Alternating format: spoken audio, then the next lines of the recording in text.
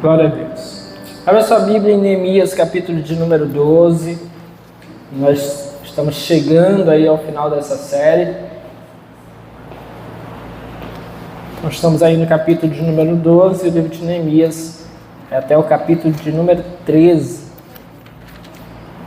Hoje nós vamos ler todo o capítulo de número 12. Nós vamos falar essa noite a respeito da importância da adoração no meio do povo de Deus.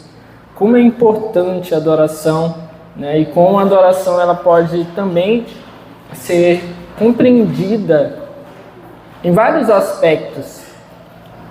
E a gente vai perceber bastante disso aqui nesse texto hoje. Neemias, capítulo de número 12, a partir do versículo de número 1. Vamos ler?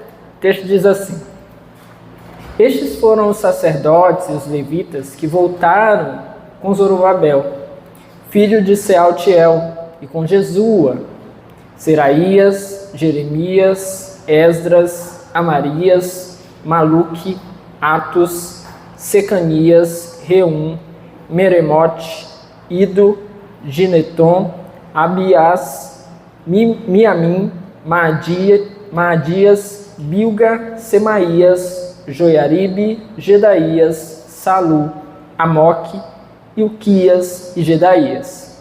Esses foram os chefes dos sacerdotes e seus colegas nos dias de Jesua.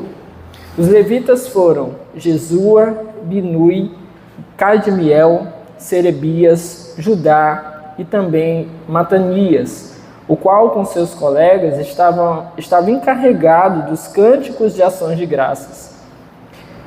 Baquebuquias e Unli, seus colegas, ficaram em frente deles para responder-lhes.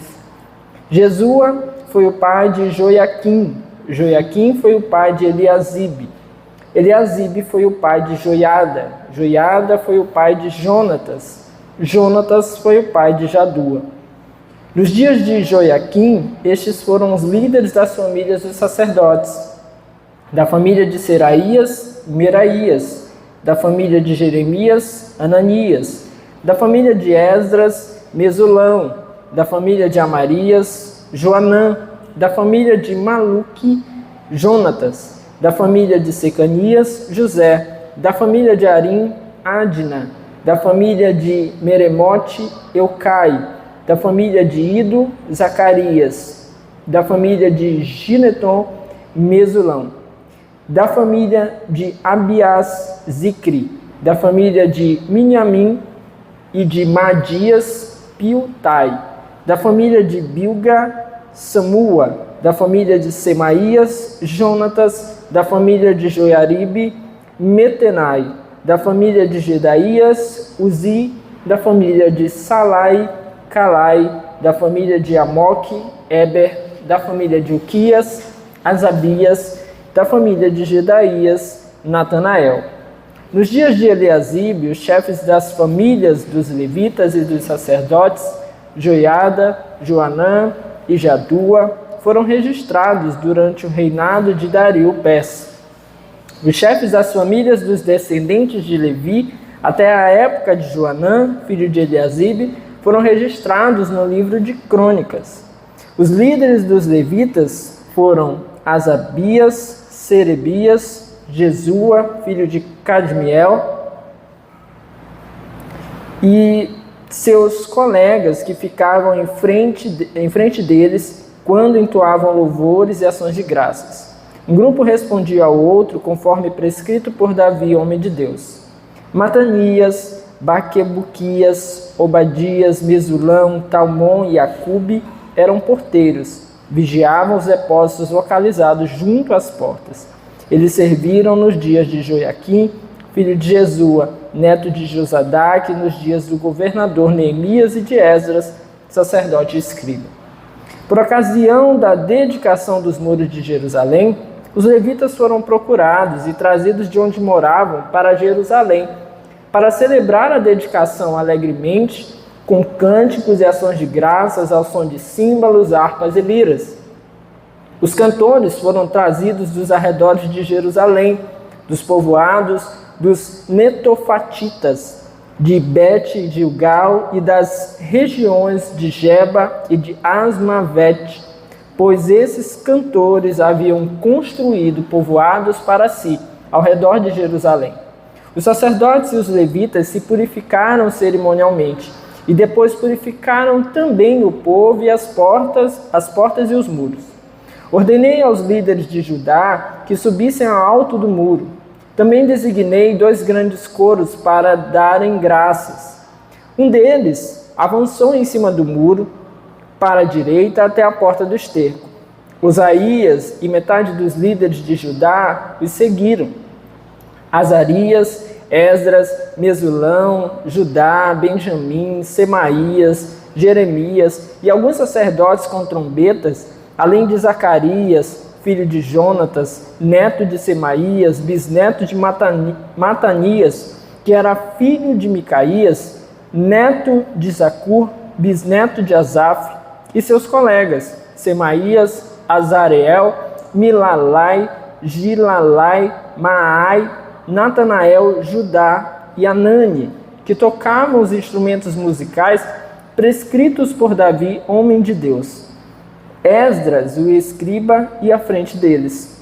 À porta da fonte, eles subiram diretamente os degraus da cidade de Davi, na subida para o muro, e passaram sobre a casa de Davi até a porta das águas a leste. O segundo coro avançou no sentido oposto. Eu os acompanhei quando iam sobre o muro. Levando comigo a metade do povo, passamos pela torre dos fornos até a porta larga, sobre a porta de Efraim, a porta de Gesana, a porta do peixe, a terra de Ananeel e a terra dos Sem, indo até a porta das ovelhas. Junto à porta do guarda paramos. Os 2 coros encarregados das ações de graças assumiram seus lugares no templo de Deus, o que também fiz, acompanhado da metade dos oficiais e dos sacerdotes, Eliaquim, Maazéias, Miniamim, Micaías, Elioenai, Zacarias e Ananias, com suas trombetas, além de Maazéias, Semaías, Eleazar, Uzi, Joanã, Malquias, Elão e Ézer. Os coros cantaram sob a direção de Jezraías. E naquele dia, contentes como estavam, ofereceram grandes sacrifícios, pois Deus os enchera de grande alegria. As mulheres e as crianças também se alegraram, e os sons da alegria de Jerusalém podiam ser ouvidos de longe. Naquela ocasião foram designados alguns encarregados dos depósitos, onde se recebiam as contribuições gerais, os primeiros frutos e os dízimos. Das lavouras que havia em torno das cidades, eles deveriam trazer para os depósitos as porções exigidas pela lei para os sacerdotes e para os levitas. E, de fato, o povo de Judá estava satisfeito com os sacerdotes e os levitas que ministravam no templo. Eles celebravam o culto ao seu Deus e o ritual de purificação, dos quais também participavam os cantores e os porteiros, de acordo com as ordens de Davi e do seu filho Salomão. Pois muito tempo antes, nos dias de Davi e de Asaf, havia dirigentes dos cantores e pessoas que dirigiam os cânticos de louvor e de graças a Deus. Assim, nos dias de Zorobabel e de Neemias, todo Israel contribuía com ofertas diárias para os cantores e para os porteiros. Também separavam a parte pertencente aos outros levitas, e os levitas separavam a porção dos descendentes de Arão. Vamos orar? Senhor, essa é a tua palavra, e nós estamos aqui em tua presença, mais uma vez, dispostos a compreender a tua verdade, aquilo que o Senhor tem para cada um de nós aqui nessa noite, para nós enquanto igreja, para que venha falar aos nossos corações, ministrar, Senhor meu Deus, sobre as nossas vidas aqui nessa noite, nos trazer compreensão, entendimento, Senhor, acerca da tua palavra e da tua vontade. Pai amado, nós oramos para que não venhamos a sair daqui da mesma maneira como entramos, mas que possamos ser transformados, cheios da tua presença e do teu ensino, Senhor, levados a viver lá fora aquilo que o Senhor espera de nós. Pai amado, nós oramos e em nome de Jesus repreendemos tudo que não presta, que não vem do Senhor, todo pensamento ruim, todo medo, apreensão, ansiedade ou dor e toda preocupação com as coisas lá fora. Pai Amado, nós oramos e repreendemos desse lugar, de nossas vidas e das nossas mentes nessa hora. Pedimos ao Senhor que nessa noite, mais uma vez, apenas a Tua Palavra e o Teu Santo Espírito tenham lugar para agir e reinar no meio de nós. Amém e amém. Bom, meus irmãos, que texto, né, que ele não parece complicado, ele é um texto complicado, né? Então, esse não é daqueles que a gente diz assim, ele parece complicado, mas não é. Não, ele parece e é. Ele parece e ele é complicado. E por que nós vamos enxergar aqui alguma espécie de complicação? Basicamente tem duas partes esse capítulo de número 12. A primeira parte vai do versículo 1 até o versículo de número 26. Nesse primeiro trecho, que nós vamos encontrar aqui são os nomes dos chefes dos sacerdotes e dos levitas, ou de uma sucessão de sacerdotes, né, de sumos sacerdotes, chefes dos sacerdotes e de levitas notáveis, né, talvez não todos, mas pelo menos os mais relevantes ou mais conhecidos desse período da história do povo de Israel. E depois, a partir do versículo de número 27, nós vamos ver a solenidade da dedicação dos muros de Jerusalém. Após a construção dos muros, então nós vamos ver a solenidade de dedicação dos muros, é o que está descrito aí então a partir do versículo de número 27. Tá? Então, por que eu disse que é um texto complicado de compreender? Primeiro, há uma certa dificuldade em entender porque o nome desses homens ou dessas famílias, há referências aqui também a famílias, por que está colocado aqui?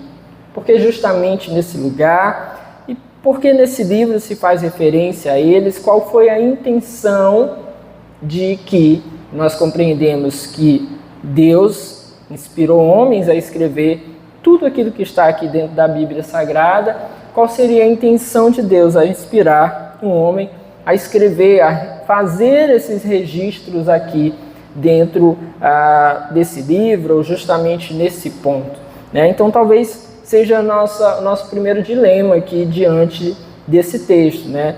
As outras referências, as gerações, ao povo, ou parte do povo, né?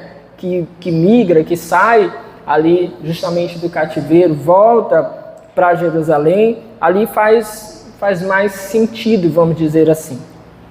Aqui nós vamos buscar esse sentido, inclusive divergências de pensamento, né, entre autores, estudiosos, teólogos, uns e outros, mas a gente buscou aqui tentar encontrar aquilo que parece ser mais condizente com aquilo que a gente consegue aqui enxergar dentro do texto bíblico, né?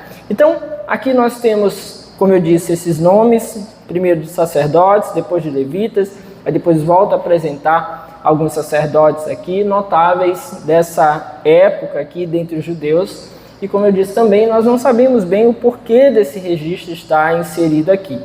Talvez, meus irmãos, tenha sido mais uma vez uma forma de Deus, de alguma forma, trazer esses registros aqui como uma espécie de honra ou de reconhecimento a esses homens que se dedicaram ao serviço na obra do Senhor durante esse tempo. Um tempo difícil, um tempo complicado, um tempo de reconstrução, um tempo em que talvez você possa lembrar, como nós vimos lá no livro de Esdras ainda, que os sacerdotes, né, e os levitas também, quando estavam no exílio, quando estavam no cativeiro, e aqueles também que haviam ficado em Jerusalém, né, parte do povo que havia ficado em Jerusalém, eles ficaram sem função. Não tinham templo, eles não tinham como servir ali, então eles ficaram ali justamente sem função. E houve alegria por parte do povo quando esses homens puderam ali então ocupar novamente o lugar que lhes era devido. puderam voltar a fazer a obra que o Senhor havia designado a eles. Então houve grande alegria. Então, como eu disse, foi um tempo muito difícil. Imagina você ser chamado a fazer algo ao Senhor, você fazer parte de uma família que deveria servir ao Senhor dessa maneira, cuidando do templo, dos afazeres do templo, cuidando dos afazeres espirituais do povo, mas é um tempo de repressão, é um tempo que o povo está, grande parte dele exilado, os que estão em Jerusalém estão em uma situação temível, e de repente as coisas começam agora a poder voltar a fazer sentido, o templo começa a ser reconstruído, depois os muros da cidade ali são recolocados no lugar, são refeitos, reconstruídos também. Então, fazer parte de todo esse processo de reconstrução, certamente com todas as dificuldades, com todos os desafios que certamente esse tempo acabava reservando a eles, é algo histórico, é algo de se registrar. Olha, nós fizemos parte desse tempo, nós fizemos parte desse tempo. E como eu disse, certamente não vem desses homens esse registro, mas da própria parte de Deus. Então Deus fez questão de alguma maneira de que estivessem aqui o nome desses homens registrados. Então o primeiro grupo é justamente dos sacerdotes. Versículo 1 diz: esses foram os sacerdotes, os levitas que voltaram com Zorobabel, filho de Sealtiel, e com Jesus. Então ele lista primeiro aí os sacerdotes, depois ele diz assim: esses foram os chefes dos sacerdotes, seus colegas nos dias de Jesus. Então, esse primeiro trecho aqui é um trecho de sacerdotes, especialmente desse primeiro grupo ali, que retorna no tempo de Zorobabel, retorna quando Jesus era os sumos sacerdotes. Então, são esses sacerdotes aqui registrados nesse tempo. A partir do versículo 8, nós lemos acerca dos levitas, que já explicamos isso várias vezes ao longo do estudo desses livros, que não eram meramente cantores, mas que eram pessoas que se colocavam à disposição do trabalho no templo do Senhor. Não eram necessariamente aqueles que estavam designados à administração, ao ensino, à parte, vamos dizer, espiritual, mas eram aqueles que estavam dedicados ao trabalho, ao saneamento do templo, ao cuidado com as ofertas, com os sacrifícios também, auxiliando ali de alguma forma. Então eles faziam ali diversas atividades. Porém, aqui no versículo 8, nos mostra que haviam ali, sim, levitas que também tinham alguma responsabilidade, talvez durante algum tempo, pelo menos, com os louvores. Versículo 8, os levitas foram Jesua, Binui, Cadmiel, Serebia, Judá e também Matanias, o qual com seus colegas estava encarregado dos cânticos e de ações de graças. Então, o que a gente conclui aqui não é uma tônica, não é de forma geral a gente encontrando o tempo inteiro levitas com essa responsabilidade. Nós vemos inclusive nas outras listas separação entre levitas e cantores, mas aqui nesse ponto nós vamos encontrar alguns levitas encarregados dos cânticos de ações de graças. Então havia, se não em todo o tempo, pelo menos em algum momento, houve sim levitas incumbidos de cuidar ali justamente dos cânticos, provavelmente de salmos de louvor. Eles tinham essa responsabilidade de manter isso, talvez no ambiente do templo, manter esse ambiente com cânticos, Então estavam lá, trabalhavam no templo, serviam no templo e também se mantinham ali, enquanto revezavam no serviço do templo, talvez mantinham aquele ambiente com cânticos, com adoração ao Senhor, já trazendo aqui justamente aquilo que a gente vai dar mais ênfase já, que é a importância da adoração ao Senhor em todo o tempo.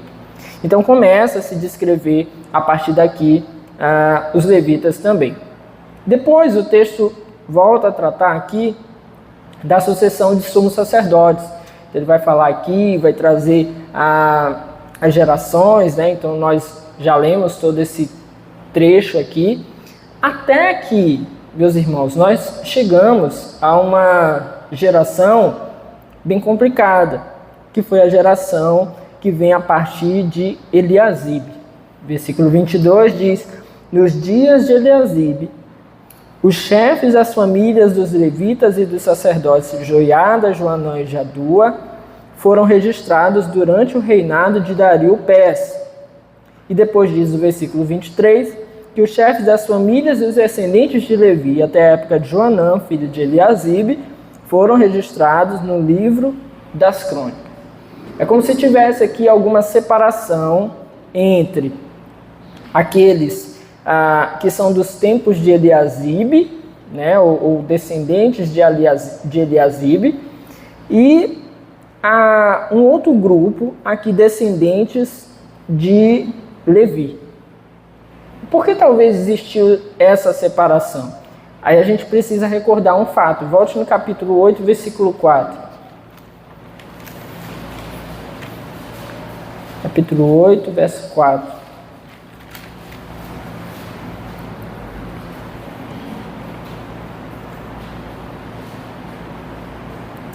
O escriba Esdras estava numa plataforma elevada de madeira, construída por ocasião.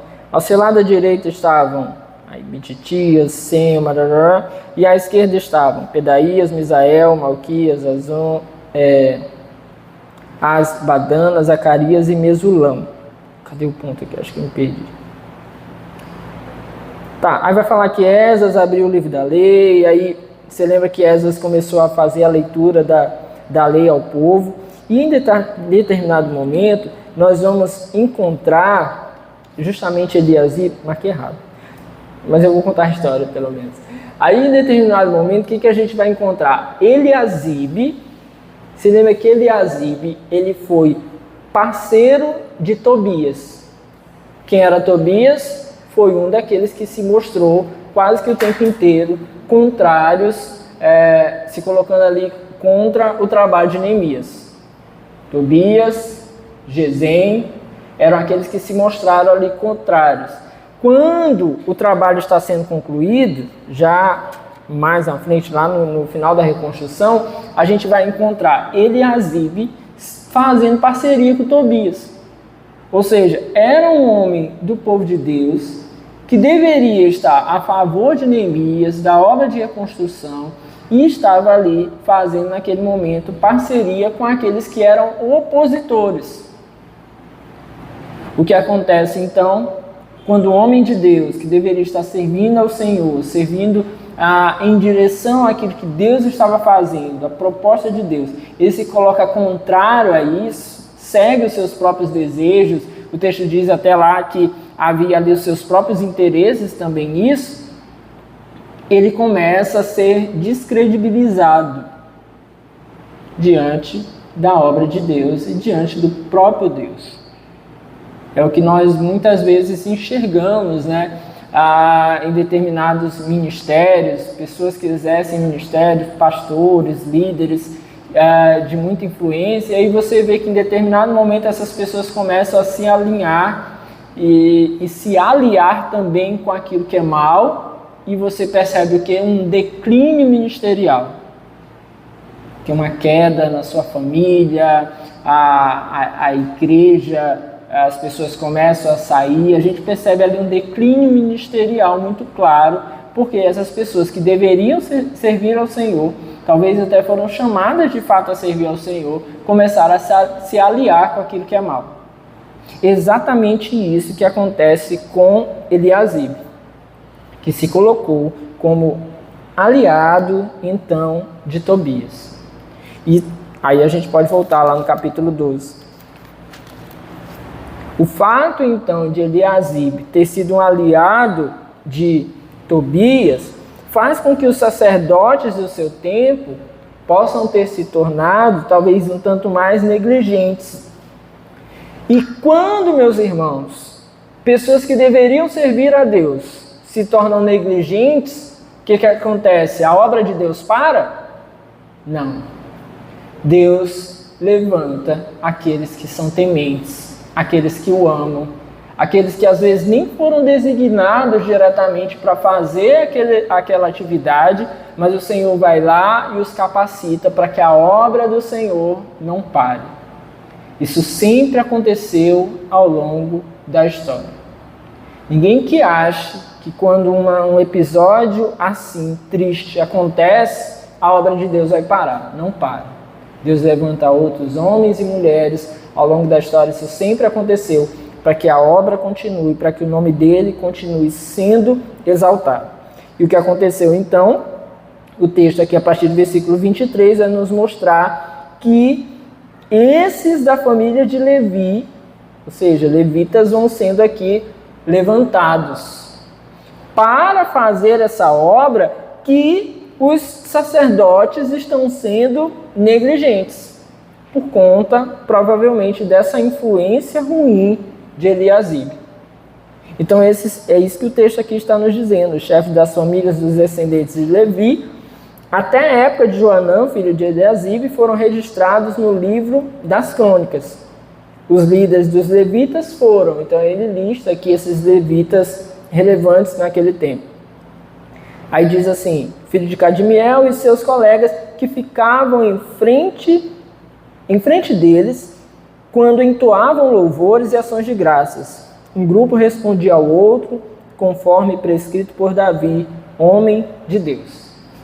Então eles estavam ali, aqueles que deviam servir o templo, agora servem de tal forma que o nome do Senhor continue sendo glorificado ali naquele templo. Talvez eles tenham se mostrado ali mais zelosos, mais dispostos, realmente amassem ao Senhor de uma maneira genuína, e embora não fossem sacerdotes, foram designados por Deus àquele tempo de adoração, a um tempo de glorificação do nome do Senhor.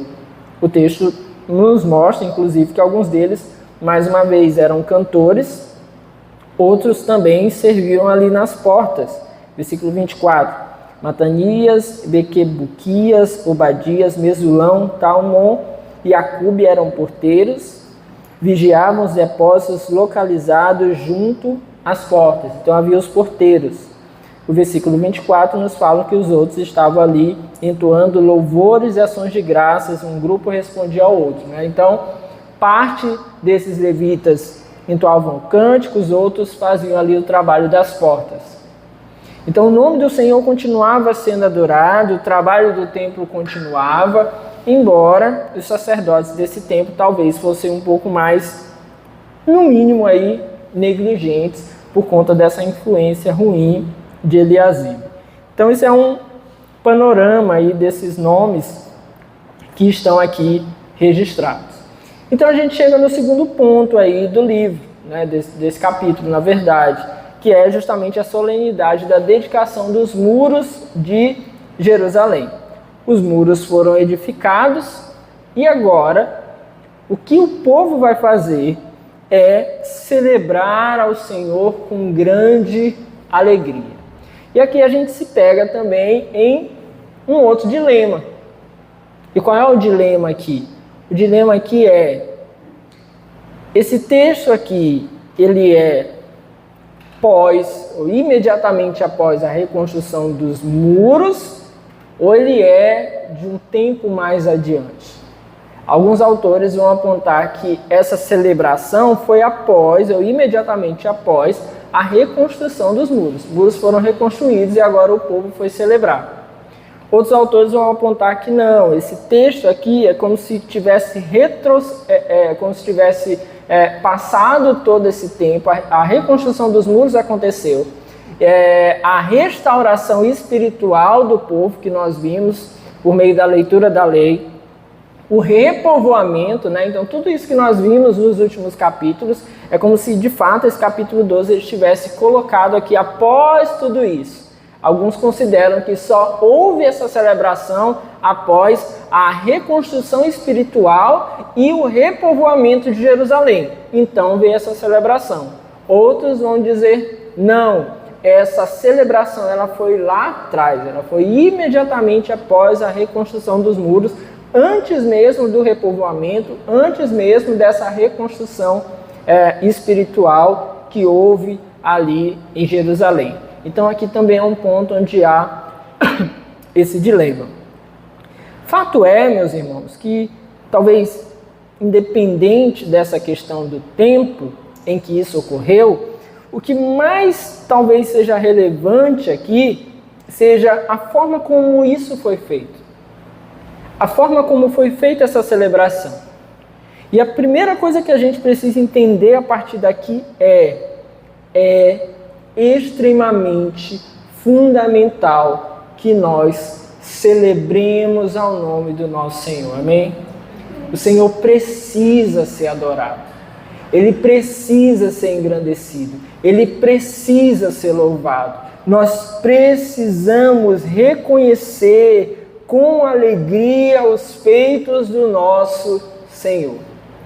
É necessário que nós possamos ter em nossos lábios louvor ao Senhor.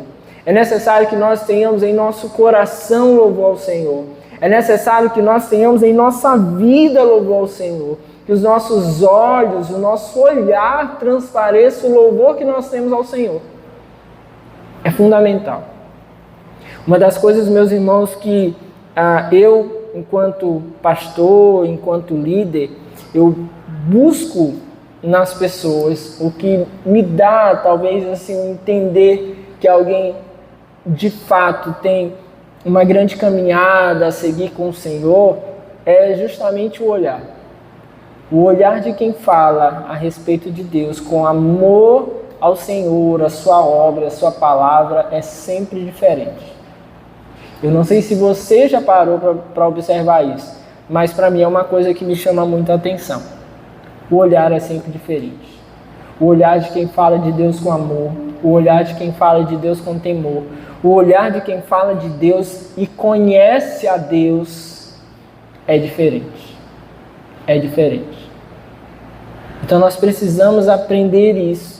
E até antes de olhar para o outro para tentar encontrar, né? Agora quem não veio hoje vai chegar domingo, vocês vão estar tudo olhando. Deixa eu olhar teu olho.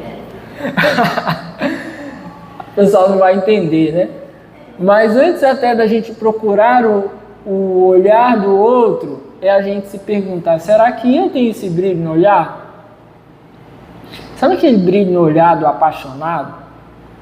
Você nunca passou por isso não, né? Mas algumas pessoas já passaram aquela coisa assim, quando você é novo, aí vira no canto da rua aquela pessoa assim que você, meu Deus do céu, lá vem, deixa eu me ajeitar. E o olho brilha, e a gente olha e fica assim, aquela coisa, coração parece já sair pela boca, né? Gente, ter isso por Deus, pela sua palavra, é uma coisa maravilhosa. Quando a gente começa a perceber que temos perdido esse prazer, perdido essa alegria, perdido essa paixão, perdido esse desejo pelo Senhor, pela sua palavra, a gente precisa se cobrar, porque tem alguma coisa que está errado com a gente. Quando vir para a igreja, estar na igreja não nos alegra. Quando ouvir a palavra não nos alegra, tem problema com a gente. Tem problema com a gente. Então a gente precisa pensar sobre isso. Precisa pensar. A gente precisa se ver, se investigar. Então aqui nós temos justamente isso. Um povo que está aqui celebrando esse tempo. Celebrando esse momento. É o DJ que está aí mexendo. Celebrando esse momento aqui com o Senhor. Então é justamente isso que nós vamos ver a partir de agora. Bom, qual o significado então dessa dedicação dos muros? Por que eles precisam dedicar os muros? Os muros foram levantados, construídos, e como eu disse, o negócio está meio doido aí, viu? Mexe aí. Aí, DJ, ajeita aí, já está nas cartas de Paulo aí, eu não vou pregar Paulo hoje. Fecha, abre de novo, e aí... É porque senão vocês vão ficar olhando para ali, esquece, olha para cá. Qual o significado disso? Por que se construiu um muro e agora nós precisamos fazer essa dedicação ao Senhor? A primeira coisa que a gente tem que diferenciar aqui, meus irmãos, é que não necessariamente porque nós estamos encontrando isso aqui no texto bíblico, né, com um símbolo, nós precisamos, ou estamos hoje, nos tempos de hoje, sujeitos, submetidos a espécie de rituais de consagração. Comprei o celular, tá aqui, eu tenho que consagrar o celular, senão ele não vai funcionar direito. Dependendo do celular que você comprar, você pode consagrar e ele não vai funcionar direito do mesmo jeito. Tem celular que você não consagra, ele já é bom por si só e ele vai funcionar muito bem, né? Esse meu aqui, só a misericórdia de Deus. Então, a gente está longe disso. Mas para esse povo aqui, isso faz muito sentido. Para esse tempo aqui, isso faz muito sentido. A dedicação aqui dessa cidade, a dedicação dos muros, na verdade, ela é mais do que simplesmente dedicar as paredes que foram construídas. Ela é de fato colocar todo aquele povo debaixo de Deus e do seu cuidado. Ela significa a vitória sobre um tempo de sofrimento, um tempo de escravidão, um tempo de distância da sua terra, um tempo de distância da própria adoração a Deus. Então, por isso esse povo está muito alegre. Por isso eles celebram esse tempo. Por isso eles precisam dedicar isso ao Senhor. Há uma gratidão solene. Aqui, partindo do coração dessas pessoas, uma gratidão a Deus pela sua misericórdia. Nós já vimos isso nos outros textos e em vários momentos. O povo foi levado ao cativeiro por conta dos seus pecados. E só voltaram de lá porque Deus foi misericordioso com eles. Senão lá eles teriam ficado. Deus precisou dobrar corações de líderes ímpios para que o povo pudesse voltar. E quando o povo volta, a cidade está de cabeça para baixo, os muros derrubados, as portas queimadas, eles estão debaixo de diversas investidas de inimigos. Então, a reconstrução desses muros, ou todo o processo de lá até agora, é pura misericórdia de Deus. Então, eles estão, primeiro, celebrando essa misericórdia, celebrando esse favor de Deus. Eles conseguiram concluir essa tarefa depois de tanta dificuldade, depois de tanta oposição.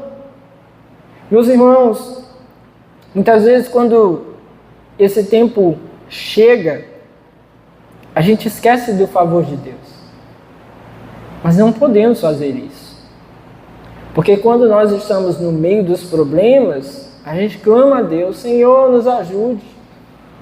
Mas quando esse tempo passa, quando conseguimos ali vencer, suportar aquelas dificuldades, alcançar os objetivos, nós precisamos celebrar a Deus. Amém? É como falávamos no domingo, né? O vento agitando as águas, batendo na embarcação, os discípulos ali agoniados com toda aquela situação, depois amedrontados quando Jesus chega. Mas depois, quando a palavra nos conta que Jesus sobe na embarcação, já com Pedro de volta, né, depois de Pedro ter afundado, o vento cessa, o mar se acalma, e o que eles falam é: verdadeiramente tu és o Filho de Deus. O Senhor sempre precisa ser adorado quando os ventos turbulentos da nossa vida param. A gente precisa adorar a Deus, porque é muito fácil esquecer. Muitas pessoas vão às igrejas todo dia, ou pelo menos no domingo, atrás de Deus para ajudá-los, porque os ventos turbulentos estão ali sobre a sua vida. Mas muitos não retornam quando esse tempo passa. Muitos não retornam. Muitos não retornam. Muitos eram curados e não voltavam até Jesus. Muitos eram curados, eram libertos, mas não adoravam Jesus. Então nós não podemos ser assim. Nós precisamos ser aqueles que continuam a adorar, que adoram no meio da turbulência e continuam a adorar e adoram mais ainda quando nós vemos esses tempos difíceis sendo superados. Então eles estavam ali. Estavam ali, como eu disse, não apenas entregando paredes, mas eles estavam colocando uma cidade debaixo da adoração a Deus. Tinha que ser um povo que estava ali dando honra e glória ao Senhor. A ideia aqui é mais do que simplesmente dizer: Senhor, cuida desses muros aqui agora que a gente acabou de construir. Não, a ideia aqui é fazer o povo entender quem é o Deus dessa cidade. Quem é o Senhor sobre esse povo. Essa é a ideia. Isso nos faz, por exemplo, meus irmãos, entender que a adoração precisa estar presente no meio do nosso lar, no meio da nossa família. Para que a nossa casa entenda quem é o Deus do nosso lar, quem deve ser adorado, quem deve ser glorificado, qual nome deve ser exaltado. Nós não podemos nos esquecer do nosso Senhor. O Senhor, ele não pode ser um pedacinho, por exemplo, de uma celebração. Ele não pode ser um pedacinho de uma festa. Ele não pode ser um pedacinho de um casamento. Virou moda aí, o pessoal faz casamento, e aí tá lá, tem pastor, tem entrada de daminha, não sei o que, aquele negócio, aliança, música da Bruna Carla. Aí depois acabou, aí joga arroz, nem joga arroz mais, né? Joga os negócios pra cima, tudo, e aí, tipo, acaba aquela parte. Aí começa. Casca de bala, não sei mais o que. Bagunça tudo. Agora é a hora que o pastor precisa ir embora. O pastor está precisando ir embora de casamento depois que acaba a parte da cerimônia. Porque em muitos lugares, casamento de gente que se diz crente, depois vira festa do peão boiadeiro. Toca lá de tudo. É um desespero. Por quê? Porque parece que para Deus é só um pedacinho. E a maioria das pessoas que assim fazem, Deus também é só um pedacinho no casamento. Depois não serve mais. Depois passa a viver só para si. A gente precisa ter o cuidado de que Deus seja parte da nossa vida inteira. Esteja presente. A nossa casa precisa saber quem é digno de honra, quem é digno de louvor. E isso nós fazemos também por meio de gestos diários, de demonstração de que Deus é o Senhor do nosso lar, Deus é o Senhor da nossa casa, Deus é o Senhor da nossa família, todos os dias. Desde o menorzinho, ele precisa entender isso. Alice vai botando comida na boca desesperada. Olha primeiro. Papai do céu, obrigado por esse alimento. Senhor Jesus, amém. Mistura lá as coisas. Cada dia ela ora de um jeitinho. Mas tem que orar. E sabe que tem que orar. E a gente vai colocando isso. A gente vai inserindo na nossa casa e na nossa família essa ideia. Ir à igreja não pode ser, na verdade, apenas um gesto repetitivo de algo que a gente faz todo domingo, toda quarta. Tem que ser um gesto de adoração. A nossa casa precisa entender que para nós isso é importante, é vital, é fundamental, faz parte do nosso estilo de vida. Para nós é importante porque o Senhor nos resgatou. Olha como é muito semelhante aqui a ideia daquilo que o povo de Israel viveu. O Senhor nos resgatou. Se não nos resgatou da Babilônia, mas nos resgatou do pecado. Ele nos tirou de lá.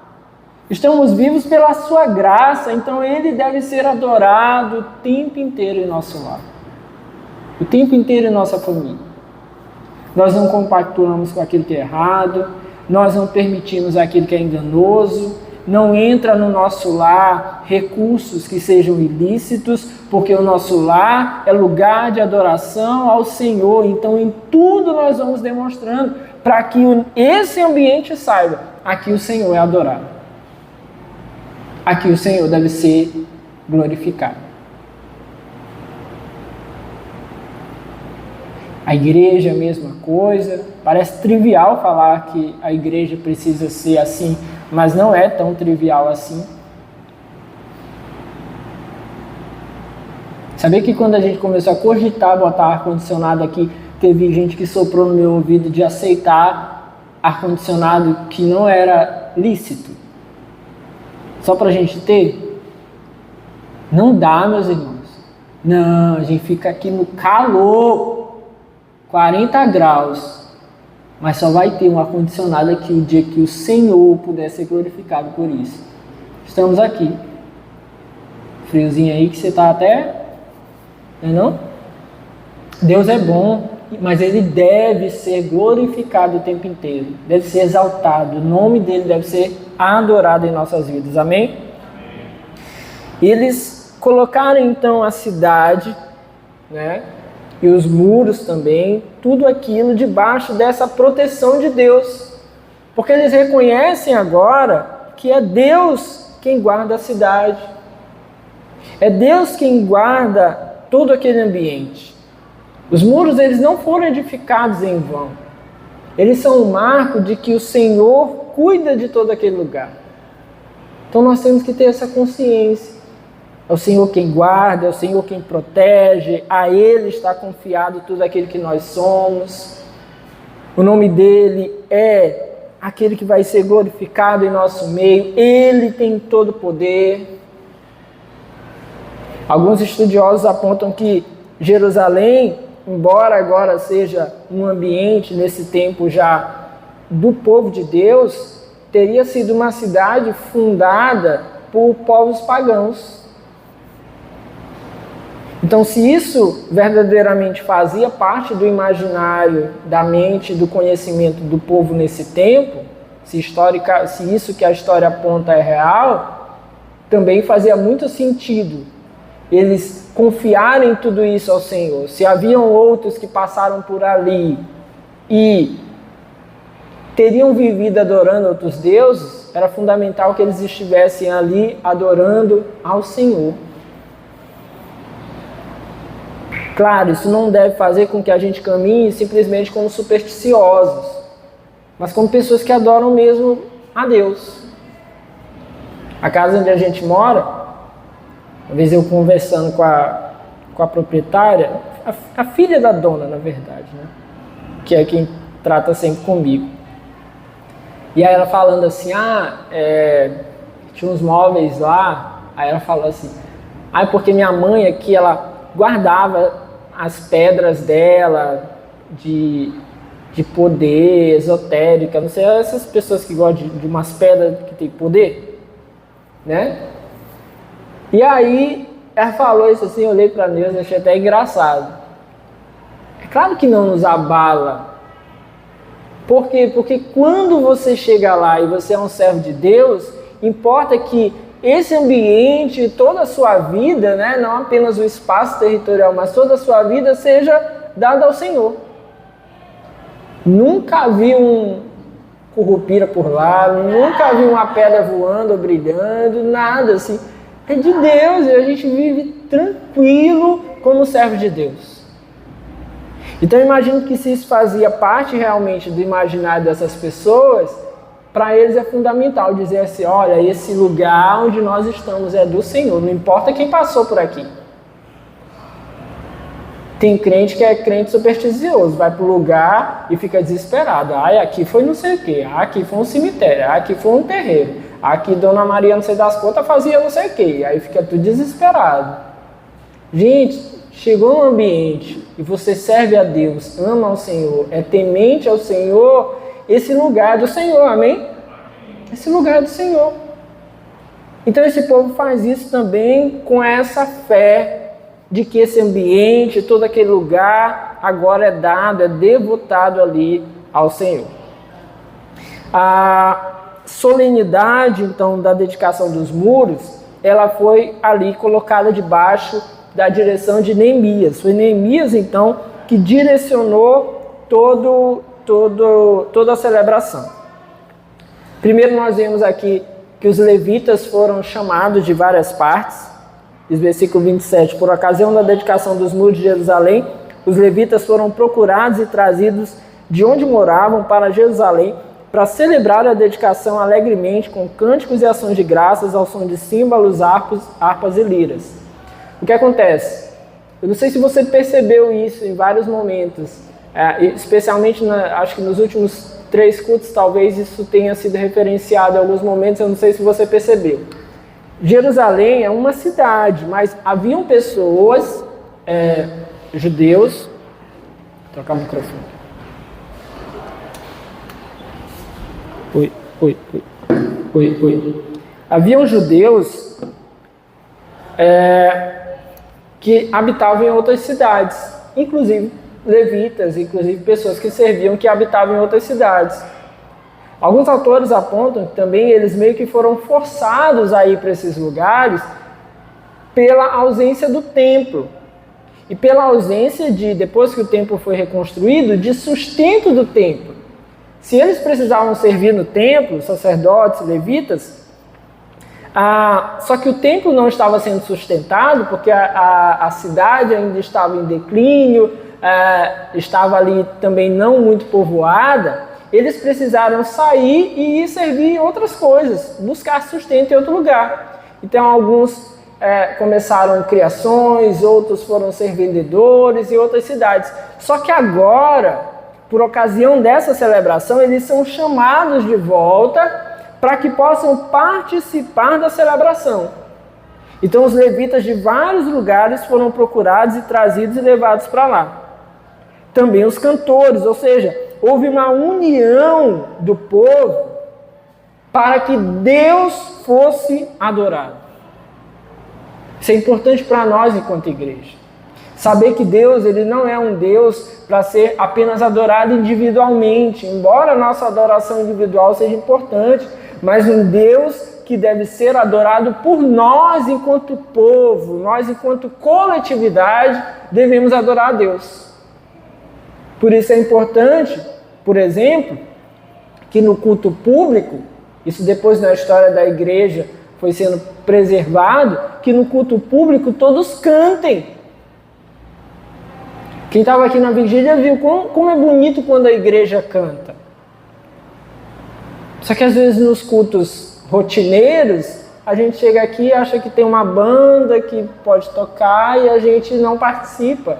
Não, o povo deve adorar, nós devemos adorar conjuntamente. Então todo o povo aqui foi chamado para adorar. Quais foram os próximos passos? Versículo 30. Leia aqui. Peraí. Os sacerdotes e os levitas se purificaram cerimonialmente, depois purificaram também o povo, as portas e os muros. Em outras versões diz que eles limparam as suas mãos e purificaram a si. Qual é a ideia aqui? Aquele que vai adorar deve purificar a si mesmo. Ou seja, não se adora a Deus sem buscar tratar individual da nossa própria vida. Nós não estamos dizendo com isso que nós conseguimos caminhar em perfeição, mas o que nós estamos vendo aqui é que a nossa vida deve ser uma vida de constante adoração a Deus, ao mesmo tempo de constante limpeza, purificação. O que seria isso para nós hoje? Arrependimento, buscar ao Senhor, a busca da santidade, isso deve ser buscado continuamente. Algumas igrejas, por exemplo, trazem a ideia da consagração. Você vai fazer uma peça, você vai tocar uma música, você vai fazer qualquer coisinha. Aí você tem que fazer uma consagração. Essa ideia de consagração, ela está muito aliada com essa ideia aqui de purificação. Só que ela acaba sendo muito restrita, ela é muito limitada, porque dá a falsa impressão de que eu vou cantar hoje à noite. Se eu me consagrar de manhã, estou todo bem, já posso cantar à noite. E essa é uma ideia equivocada. Aqui para nós o que o texto vem nos ensinar é que devemos adorar constantemente e por isso devemos nos purificar constantemente. Uma vida de arrependimento constante, que é o que o Senhor Jesus depois vai nos ensinar. Precisamos nos arrepender. Ao mesmo tempo devemos adorar a Deus.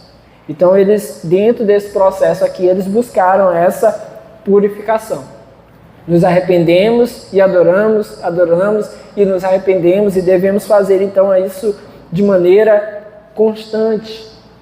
Outra coisa que nós vamos ver aqui é que eles então se dividiram em dois grupos, duas companhias, dois coros, né? O texto vai dizer aqui, para caminhar em cima do muro, levando instrumentos musicais, tudo ali para fazer aquela dedicação ao Senhor. É possível que ao longo dessa caminhada ali eles estivessem cantando salmos, cânticos ao Senhor e fizeram uma espécie mesmo de procissão sobre o muro. E aqui também nos abre uma outra caixinha aqui para a gente entender a questão da reconstrução dos muros, que o muro não era um muro fininho como da nossa casa de hoje em dia, né? Era uma muralha mesmo, né? Onde dava para caminhar em cima. Talvez não tantas pessoas.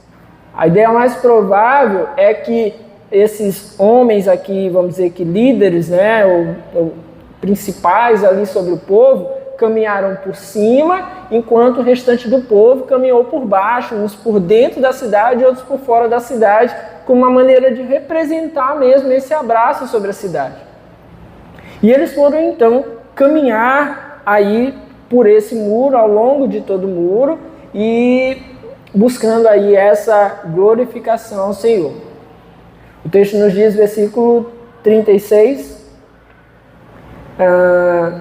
e seus colegas Semaías, Azareel, Milalai, Gilalai, Maai, Natanael, Judá e Anani, que tocaram instrumentos musicais prescritos por Davi, homem de Deus, Esdras, o escriba aí à frente deles. Então foi um grupo para a direita, né? É daqui que vem a música, para a direita, para a esquerda. Eu tô brincando. Um grupo foi para a direita, não, pode até ser que seja, né? Agora eu tô pensando.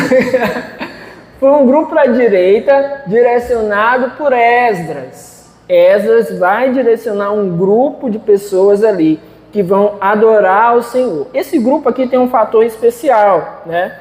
E diz assim, um deles avançou em cima do muro para a direita até a porta do esterco. Esse é o grupo direcionado por Esdras. A porta do esterco é a porta da sujeira, era o lugar onde se lançavam as sujeiras, né, da cidade. Então, aqui a ideia talvez seja simbolicamente de mais uma vez arrependimento mesmo. Sabe, de buscar aquilo meu que está mal. É o primeiro lugar para quem vai à adoração ao Senhor, é buscar aquilo que está mal e acabar com aquilo, levar diante de Deus, arrependimento mesmo. Então eles vão aqui pela porta do esterco, é o primeiro lugar por onde eles passam, e a partir de um determinado ponto eles vão ali ao que o texto diz aqui pela direita. A partir do versículo 37, aí vai dizer assim, a porta da fonte, eles subiram diretamente os degraus da cidade de Davi, na subida para o muro, e passaram sobre a casa de Davi até a porta das águas a leste. Então esse foi o percurso aqui daqueles que foram para a direita. Os que foram para a esquerda, o texto diz, o segundo coro avançou no sentido oposto. Eu os acompanhei. Eu quem? Neemias. Então Neemias agora acompanha esse grupo que vai pela esquerda. Eu os acompanhei quando iam sobre o muro, levando comigo a metade do povo. Passamos pela torre dos fornos até a porta larga, fornos até a porta larga, sobre a porta de Efraim, a porta de Gesana, a porta do peixe, a torre de Ananeel e a torre dos 100, indo até a porta das ovelhas, junto à porta do guarda, paramos. Então eles seguiram ali o percurso pelo outro trecho, então, ali da cidade. E o texto nos diz que ele levou metade do povo, que nos dá a entender que todo o povo se envolveu nessa adoração. Então, mais uma vez, a gente tem uma referência aqui a todo o povo se envolvendo. Como é importante, meus irmãos, igreja unida, igreja envolvida, igreja adorando, igreja buscando, igreja se dedicando ao Senhor. É claro que hoje nós temos, como uma forma assim, de facilitar determinados trabalhos, a gente tem grupos de trabalho, mas a gente não é igreja só do nosso grupo de trabalho. Eu não sou igreja só louvor, só diaconato, só ministério infantil, só escola bíblica.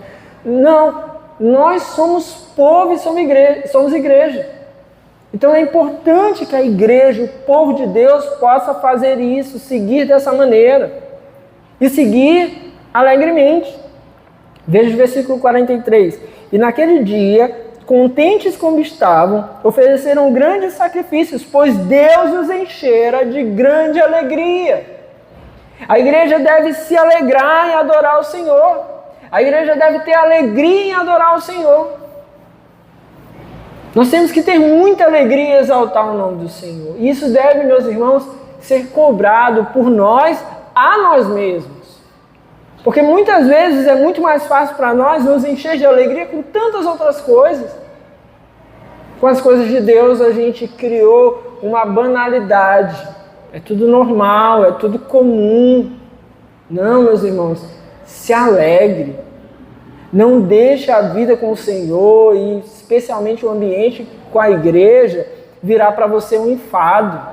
Não deixe. Eles estavam ali e se alegraram, todo o povo. Diz ainda o versículo 43 que as mulheres e as crianças também se alegraram. E os sons da alegria de Jerusalém podiam ser ouvidos de longe. De longe. A ideia aqui é necessário que as pessoas reconheçam que a igreja se alegre em servir ao seu Senhor. É necessário que as pessoas vejam em nós. É aquilo que nós falamos no domingo, que vai ser a tônica desse mestre da nossa escola bíblica. A gente entender que é desse amor mútuo, que é dessa alegria que nós temos de servir ao Senhor e de servir uns aos outros, que o nome do Senhor vai ser reconhecido por meio de nós enquanto igreja. Isso vai ter que ser reconhecido de longe, isso vai ter que ser ouvido simbolicamente de longe. Não é pela nossa gritaria, mas é pela nossa vida. O nome do Senhor precisa ser reconhecido na nossa adoração enquanto igreja, amém? E toda a igreja, quando ele diz aqui, as mulheres e crianças também, é uma importante referência. Não eram só os homens que estavam lá, todo o povo. Nós precisamos nos alegrar no Senhor. E por fim, o último trecho aí do texto, vai mostrar o estabelecimento do ofício dos sacerdotes e dos levitas no templo a partir disso. Versículo 44. Naquela ocasião foram designados alguns encarregados dos depósitos, onde se recebiam as contribuições gerais, os primeiros frutos e os dízimos. Das lavouras que havia em torno das cidades, eles deveriam trazer para os depósitos as porções exigidas pela lei para os sacerdotes e para os levitas. E de fato o povo de Judá estava satisfeito com os sacerdotes e os levitas que ministravam no templo. Isso aqui é muito interessante. O que acontece? Portas queimadas, muros derrubados, caos na cidade, gente no exílio. Não tem tempo. Agora, o povo começa a voltar. Primeiro se constrói um altar, depois se constrói o templo, o povo vai vindo, agora se reconstrói o templo, os muros, se reconquista, está se buscando reconquistar a dignidade do povo, o nome do Senhor volta a ser mencionado, a lei é lida, há uma restauração social, uma restauração espiritual e uma restauração física. Por fim, o repovoamento. Aqueles que serviam no templo passaram, como eu disse agora há pouco, muito tempo sem receber os recursos, porque o povo também, no meio de tudo isso, não contribuía, não adorava ali ao Senhor com os seus recursos. Agora, com esse restabelecimento, então, da adoração a Deus, se restabelece também a adoração ao Senhor com os seus recursos. Então, o que eles estão agora aqui determinando é que há pessoas que vão cuidar agora disso, porque os recursos voltaram a chegar ao templo. Quando o povo de Deus adora de uma maneira genuína, você não vai precisar ali de pressão, você não vai precisar ali forçar as pessoas, porque quem reconhece a Deus, quem adora o Senhor com a boca, adora o Senhor com o coração, com os gestos, com os atos, e adora com seus recursos também, porque reconhece que tudo que tem vem do Senhor. Então, a nossa adoração ao Senhor passa agora também pelos recursos, de tal forma que o texto está nos dizendo, eles reconheceram que eles tinham sobre eles ali, estavam satisfeitos, diz o texto, com os sacerdotes e levitas que estavam ministrando no templo. Ou seja, não apenas o templo foi reconstruído, o trabalho voltou a ser feito ali e voltou a ser feito de uma maneira adequada. O povo se alegra com isso. E agora os recursos chegam de tal maneira que eles precisam de gente para gerir isso, para cuidar disso. Então, sim, meus irmãos, as nossas contribuições, ofertas, dízimos, tudo isso faz parte da nossa adoração ao Senhor. E deve ser de tal forma que seja suficiente para se manter a casa de Deus, para se manter as obras que o Senhor está fazendo, porque tudo é recurso do Senhor. Então essas pessoas reconheceram isso e agora eles glorificam o Senhor por meio dessa situação. Então toda adoração está sendo restabelecida no meio do povo. Inclusive as contribuições que essas pessoas ali faziam. Os sacerdotes, os levitas, voltaram agora a ter recursos. Eles não precisam mais estar em outras cidades, trabalhando em outros trabalhos, porque agora eles podem viver de acordo com aquilo que o Senhor havia designado.